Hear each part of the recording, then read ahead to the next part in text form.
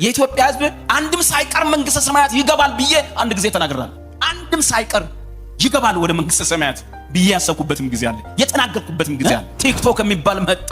የስድብ አይነት፣ የነውር አይነት፣ የክፋት አይነት፣ አንዱ ሌላውን ሲሰድብ፣ አንዱ ሌላ ሰው ስም ሲያጠፋ የስድብ አይነቱ የሚቀፍ ሲኦላዊ የሆነ ቋንቋዎች ተሳደብክ ካልደፈርክ አትታወቅም። ይሰድባል፣ ይሰደባል። ምን ያመጣለ? ፌመስ እንድትሆን ያደርጋል ይላል።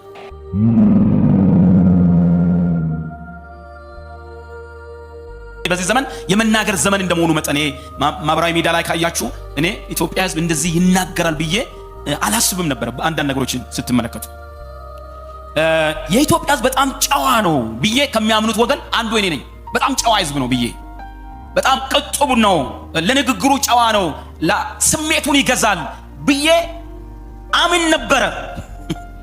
ነበር እና ለካ ሚዲያ ስላልነበረ ነው እንጂ ህዝባችን ለካ በጣም የተለየ ህዝብ፣ በጣም የተለየ ህዝብ፣ ከባድ ህዝብ እንደሆነ አየሁት። ድሮ ከሌላ ጋር አወዳድራ ውጪ ወጣ ስለምንል ሳወዳድር ሳይ አንዳንድ ነገሮችን ስንመለከት ለንግግራችንም ላሉ ነገሮች ሳይ የኢትዮጵያ ህዝብ አንድም ሳይቀር መንግስተ ሰማያት ይገባል ብዬ አንድ ጊዜ ተናግሬያለሁ። አንድም ሳይቀር ይገባል ወደ መንግስተ ሰማያት ብዬ ያሰብኩበትም ጊዜ አለ፣ የተናገርኩበትም ጊዜ አለ። መጣ ወንድሜ በየጓዳ ያለውን ጉድ የሚፈለፍል ቲክቶክ የሚባል መጣ። ረጃጅም ምላሶች፣ ከባድ ምላሶች ያላቸው ሰዎች ለካ አሉ። ቤቱ የሸፈናቸው በቤቱ የተደበቁ ለካ አሉ። መውጫ አጥቶ ነው ለካ መውጫ ጠፍቶበት ነው። እና የስድብ አይነት፣ የነውር አይነት፣ የክፋት አይነት፣ የአሜት አይነት፣ የጥላቻ አይነት በጣም የሚገርም ነገሮች አላቸው። በጣም ስም የማጥፋት አቅም፣ አንዱ ሌላውን ሲሰድብ፣ አንዱ ሌላ ሰው ስም ሲያጠፋ የስድብ አይነቱ የሚቀፍ ሲኦላዊ የሆነ ቋንቋዎች ትሰማላችሁ። አስቸጋሪ የሆኑ ቃላቶች። እንደውም እነዚህ ደግሞ ተሳዳቦች ካልተሳደብክ ካልደፈርክ አትታወቅም የሚል ፍልስፍና ይዞ የመጣ ትውልድ ነው አለ።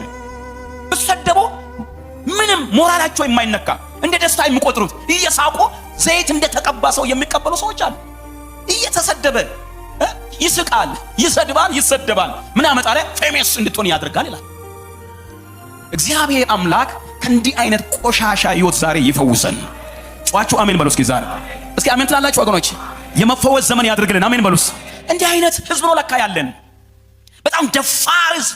ፍርድ እንዳለ አያስቡትም፣ እንደምትጠየቁ አያስቡትም። አይደለም አይዛቡ ኢቭን ክርስቲያኑም ጭምር ልክ እኔ እነግራለሁ ይላል። ምንም በቃ እነግራለሁ፣ በቃ ትደፈራለህ ይላል።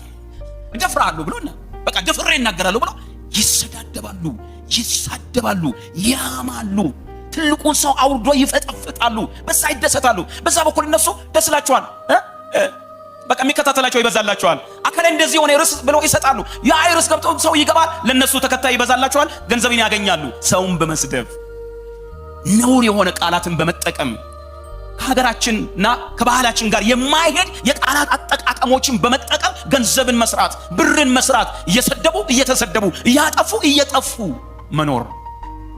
እቶችና ወንድሞች ወይ እግዚአብሔር የቅድስና አምላክ ነው። አሜን በሉስ እስኪ። እግዚአብሔር ቅዱስ ነው በሉ አንድ ጊዜ። የጠራችሁ ቅዱስ እንደሆነ በሉ እስኪ።